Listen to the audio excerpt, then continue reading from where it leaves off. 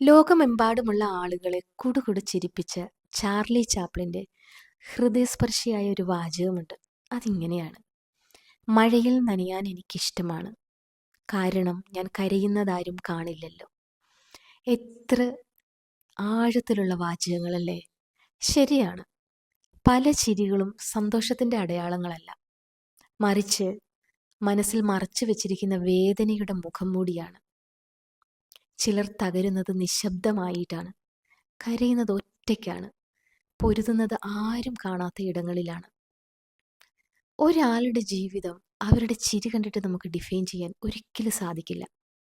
പല ആളുകൾക്കും ഇന്ന് ആവശ്യം സൊല്യൂഷൻ അല്ല, അവരെ ജഡ്ജ്മെൻ്റ് ഇല്ലാതെ കേൾക്കുന്ന ഒരാളെയാണ്. മഴയും എന്നും പെയ്യില്ല, അതുപോലെ തന്നെ നിങ്ങളുടെ സങ്കടങ്ങളും എന്നും നിലനിൽക്കില്ല.